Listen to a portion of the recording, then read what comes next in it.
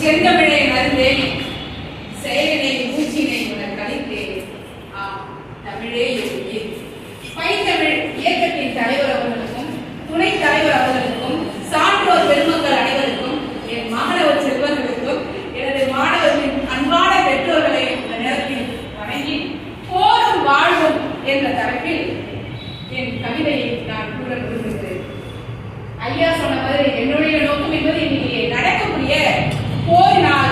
எவ்வளவு இழப்புகள், அதில் மனித குலம் எவ்வாறு தவிர்த்துக் கொண்டிருக்கிறது என்பதை உள்ளார்ந்து உணர்ந்து உணர்ச்சி பூர்வமாய் எனக்குள் எழுத வருகிறது. இதெல்லாம் வெற்றிடமாச்சு, வேறு சனங்கள் மடிந்து போச்சு,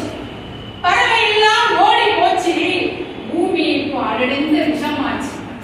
ரத்த குழாய்கள் எல்லாம் பீரிட்டு தெருவெல்லாம் சிவப்பு தண்ணீர், சதை பிண்டங்கள் குவியல் குவியலாக, வேட்டை நாய்களுக்கு வேடிக்கையாச்சு, வென்றுவிட்டோம் நாட்டை அல்ல மனித குலத்தை வேட்டையாடி ஓடி விளையாடும் பருவத்தில் எங்களை ஒடுக்கி விட்டீர்களே, உங்கள் ஓயாத குண்டு விளையாட்டார்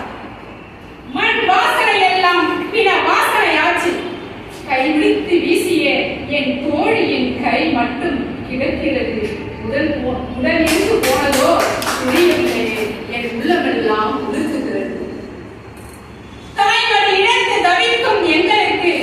செவிலித்தாயை கூட விட்டு வைக்காமல் மருத்துவ முகாமையும் தரைமட்டமாக்கி உங்கள் தாகம் தீர்த்தீர்களே, பகலில் புகை